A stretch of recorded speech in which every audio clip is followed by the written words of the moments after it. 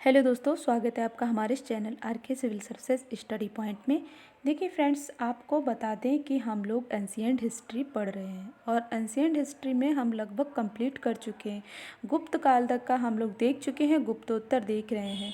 आपको ये भी पता होना चाहिए कि गुप्त काल तक स्थिति हमें जो देखने को गुप्त काल में और मौर्य साम्राज्य में एक राजनीतिक एकता के सूत्र में भारत में जो है शासन व्यवस्था देखने को मिलती है, यानी एक विशाल साम्राज्य की स्थिति देखने को मिलती है, केंद्रीकरण की व्यवस्था देखने को मिलती है। लेकिन गुप्त काल के बाद गुप्तोत्तर काल में क्या देखते हैं हम लोग कि छोटे छोटे राजवंशों का उदय होता है। राजवंश कैसे होते हैं कि अलग अलग क्षेत्रों में अलग अलग राजवंश, और उनमें भी लगातार संघर्ष देखने को मिलता है, जैसे कि त्रिपक्षीय संघर्ष हम लोगों ने पढ़ लिया है। उसको अगर आपने नहीं देखा है वीडियो तो वो आप लोग देख लीजिएगा, है ना। और इसके बाद आज हम लोग देखने वाले हैं, देखिए मौर्य वंश गुप्त काल के बाद जिन राजवंशों का उदय हुआ उनमें से कुछ मुख्य निम्न है। जैसे कि हम देख सकते हैं मैत्रक राजवंश का उदय हुआ था, मौखरी राजवंश का उदय हुआ था, पुष्यभूति, परवर्ती, गुप्त, चंद्र। तो मैं ये स्थान और प्रमुख शासक इनके याद रख लीजिए और इनकी कुछ उपलब्धियां हैं वो आप लोग ज़रूर याद रख लीजिए। फिर इसके बाद हम ये देखेंगे कि इसमें जो है वर्धन वंश, आज का हमारा जो टॉपिक है वो है वर्धन वंश। ठीक है, तो वो वर्धन वंश को ही आज मैं पढ़ाने वाली हूँ, लेकिन ये छोटी सी चीज़ें आप समझ लेंगे ना तो ज़्यादा क्लियर रहेगा कि कौन कौन से वंश इस टाइम मतलब उदित हुए। तो मैत्रक राजवंश कहाँ, वल्लभी में फला फूला। और इनके जो प्रमुख शासक थे भट्टारक थे, धर्मसेन चतुर्थ। गुप्तोत्तर काल के नवोदित राज्यों पर सबसे लंबे समय तक शासन किया था। तो ये गुप्तोत्तर काल का नवोदित राज्यों में सबसे लंबे समय तक इसने शासन किया मैत्रक। ठीक है, और इसके प्रमुख शासक हैं भट्टारक, धर्मसेन चतुर्थ। मौखरी राजवंश, ये इसका उदय कहाँ हुआ था, कन्नौज में, और इसके प्रमुख शासक हैं हरिवर्मा, ईशान वर्मा, सर्ववर्मा। ये इम्पॉर्टेंट है, शासकों के नाम याद रखिए, है ना। गुप्त काल के बाद का है ये। इन्होंने हुड़ों को पराजित कर पूर्वी भारत को उनके आक्रमण से बचाया था। किसको पराजित किया था, हुड़ों को। तो हुड़ों का आक्रमण आप गुप्त काल में भी देखते हैं और गुप्तोत्तर काल में भी लगातार जारी था। इस तरीके से पुष्यभूति थानेश्वर का है, ये इम्पोर्टेंट है, इसी को आज हम लोग देखने वाले हैं डिटेल से। थानेश्वर, और इसमें कौन कौन से शासक हुए, पुष्यभूति, प्रभाकर वर्धन, राज्यवर्धन और हर्षवर्धन। तो हर्षवर्धन को हम स्पेशली पढ़ने वाले हैं क्योंकि वहाँ से क्वेश्चन बनते हैं काफ़ी। गुप्तों के उपरांत उत्तर भारत में सबसे विशाल राज्य स्थापित किया था, है ना। गुप्तों के उपरांत उत्तर भारत में, कहाँ पे, उत्तर भारत में विशाल राज्य स्थापित किया। परवर्ती गुप्त, ये मगध, और महासेन गुप्त इसके प्रमुख शासक हैं। मौर्यों से राजनीतिक प्रतिद्वंद्विता रही। चंद्र, ये बंगाल में, और इसका जो मुख्य शासक था शशांक था। ठीक है, तो ये भी याद रखना है। तो ये इसलिए याद रखना है, ये गुप्तोत्तर काल के शासक हैं, कुछ राजवंश हैं और ये अलग अलग क्षेत्रों में उदित हुए, यानी क्षेत्रीयता की भावना आ गई थी इस टाइम में, गुप्तोत्तर काल में हमें देखने को मिलती है। साथ ही विकेंद्रीकरण की स्थिति देखने को मिलती है, इसीलिए अलग अलग वंशों का उदय देखने को मिलता है। और जो है थानेश्वर एवं कन्नौज शासकों से इसकी शत्रुता रही, किससे, किसकी, शशांक की। तो ये राजवंशों के मतलब जो है शासक और उनकी उपलब्धियों को हम लोग जान चुके हैं शॉर्ट में एक टेबल के ज़रिए, लेकिन उन सब में से आज हम वर्धन वंश पढ़ने वाले हैं थोड़ा डिटेल में, इसलिए इसको देख लेते हैं। बाकी वो भी टॉपिक हम लोग देख लेंगे बाद में, लेकिन इसको देख लेते हैं, है ना। यहाँ से क्वेश्चन बनते हैं, हर्षकाल, हर्षवर्धन का ही ये टॉपिक है पूरा, वो सब हम देखेंगे और इससे जुड़े हुए सारे स्मरणीय तथ्य भी देख लेंगे वन लाइनर के रूप में। पहले इसको थोड़ा डिटेल में देख लें, जैसे कहीं से भी क्वेश्चन आए हम लोग कर सकें ना।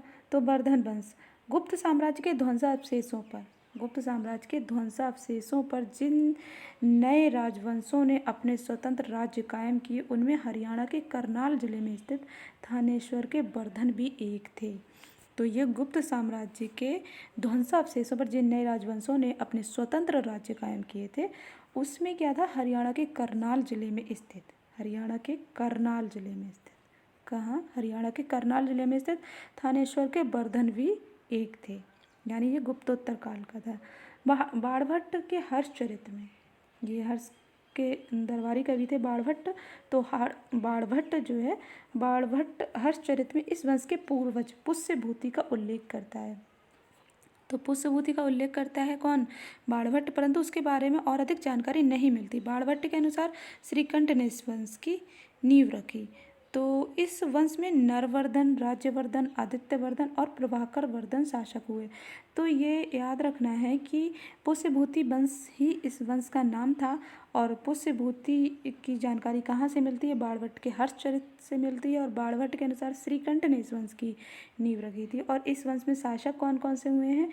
नरवर्धन, राज्यवर्धन, आदित्यवर्धन और प्रभाकर वर्धन। नाम याद रखना है ना। और इस वंश का जो प्रथम स्वतंत्र शासक था वो प्रभाकर वर्धन था।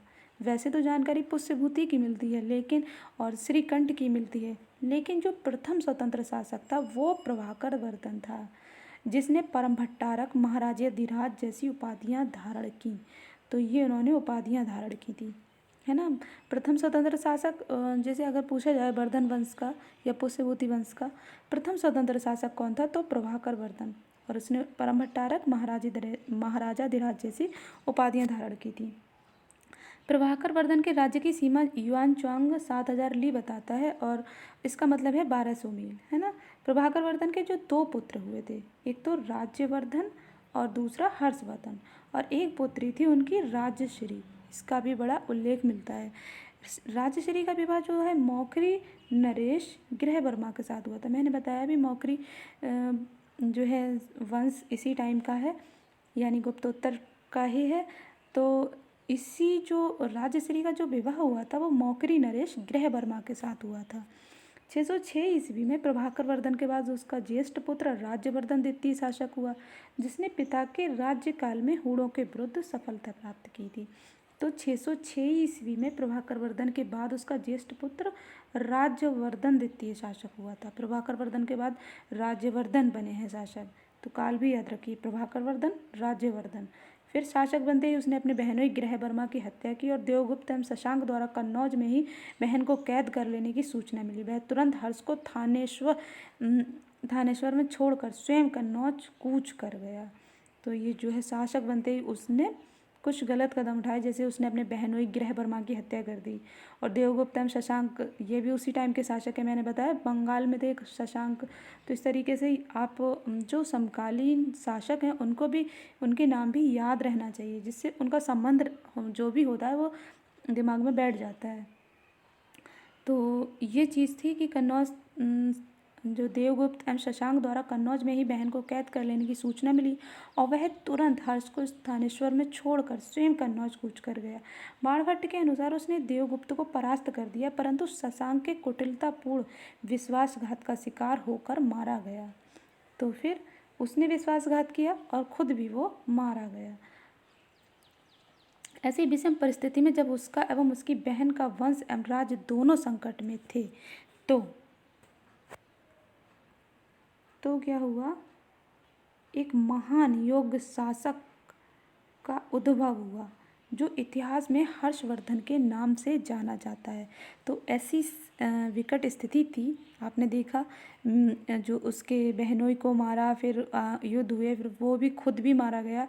फिर ऐसी स्थिति में एक महान योग्य शासक का उद्भव हुआ जो इतिहास में हर्षवर्धन के नाम से जाना जाता है। तो हर्षवर्धन के जो है थोड़ा सा डिटेल दी हुई है काफ़ी अच्छे से। और ये जो हम लोग पढ़ रहे हैं ये काफ़ी अच्छा कलेक्शन है, काफ़ी अच्छी बुक्स का कलेक्शन है। और इसमें कुछ घटनासार, प्राचीन भारतीय इतिहास की घटनासार आती है, उससे भी काफ़ी ये मैटर लिया गया है। तो विश्वसनीय है, अच्छे से आप लोग पूरा वीडियो देख लीजिएगा। अपने बड़े भाई की दुखद मृत्यु के बाद हर्षवर्धन पर राज्य का बोझ आन पड़ा। मंत्रिपरिषद ने उसे 606 ईस्वी में उसे राज्यभार सौंप दिया। उस समय उसकी आयु केवल 16 वर्ष की थी। हर्षवर्धन सबसे पहले शशांक से बदला लेने का निश्चय किया, क्योंकि शशांक ने उसके भाई को मारा था और बहनोई भी मारा गया था उसका। तो फिर क्या हुआ कि जो हर्षवर्धन सबसे पहले शशांक से बदला लेने का निश्चय किया, शशांक ने उसकी सेना का ध्यान बांटने के लिए राज्यश्री को कैद से छोड़ दिया, जो कैद में थी उसको छोड़ दिया। बहन राज्यश्री के साथ लेकर हर्षवर्धन कन्नौज की ओर बढ़ा। जो है बहन जो है राज्यश्री को साथ लेकर हर्षवर्धन जो है कन्नौज की ओर बढ़ा। और हर्ष एवं भंडी की सेना को समीप आते देखकर शशांक को शायद लगा कि पीछे हटना उसके लिए ज़्यादा उचित होगा। हर्ष एवं भास्कर वर्मा की मित्रता से उसे अपने गृह राज्य की सुरक्षा की चिंता अवश्य हुई होगी और भंडी द्वारा मालव सेना को नष्ट कर देने से असहाय होकर संभवतः शशांक गौड़ लौट गया। शशांक का खतरा टल जाने के बाद उसके समक्ष कान्यकुब्ज के प्रबंध की समस्या उत्पन्न हुई। तो अब शशांक का खतरा टल गया, अब उसके सामने क्या हुआ, कान्यकुब्ज के प्रबंध की समस्या उत्पन्न हुई। कान्यकुब्ज के मंत्रियों के आग्रह पर हर्ष ने कन्नौज के राज्य के संरक्षक के रूप में कार्य करना स्वीकार किया। अब इसके बाद क्या रहा, हर्ष की विजयों का वर्णन उसके प्रारंभिक जीवन की भांति स्पष्टता नहीं मिलता है। तो यहाँ से उसने कार्य शुरू कर दिया और जो है इसके बाद कि हम जो है हर्ष की जो दिग्विजय विजय है उससे हम उसके बाकी जानकारी देख लेंगे।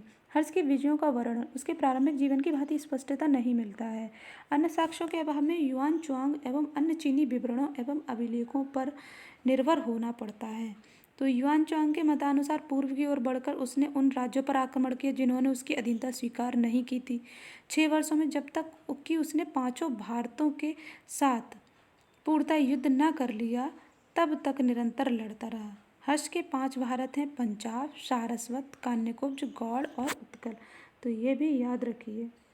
तो जिससे युद्ध चला तो कौन से हैं ये 5 भारत, पंजाब है, सारस्वत है, कान्यकुब्ज, गौड़ और उत्कल। कन्नौज की गद्दी पर अधिकार के पश्चात संभवतः उसने भ्रात हंता शत्रु शशांक के खिलाफ पहला पूर्वी अभियान किया और इस क्रम में उसने समस्त उत्तर प्रदेश और बिहार का पश्चिमी भाग जीत लिया। परंतु इससे ये स्पष्ट है कि वह शशांक के राज्य मगध, बंगाल, उड़ीसा को नहीं जीत सका था, क्योंकि 619 ईस्वी तक उसने उसके इन प्रदेशों पर पूर्ण स्वाधीनता के साथ राज्य करने के अभिलेखीय साक्ष्य हैं। वल्लभी का राज्य, वल्लभी के बारे में भी मैंने अभी बताया था। वल्लभी का राज्य उस समय मालवा, कच्छ और सौराष्ट्र तक फैला था। वहाँ का राजा ध्रुव भट्ट था, बताया था आपको। हर्ष ने उस पर चढ़ाई की, परंतु ये स्पष्ट है। तो वहाँ का राजा कौन था, ध्रुव भट्ट था। हर्ष ने उस पर चढ़ाई की, हर्ष ने उससे संधि कर ली और अपनी पुत्री का विवाह भी उससे कर दिया। तो जो है बाणभट्ट का कथन है कि हर्ष ने सिंध के राजा पर विजय प्राप्त की और उसका राज्य अपने राज्य में मिला लिया था, परंतु इस युद्ध का सिंध के राजा का कोई वर्णन उपलब्ध नहीं है।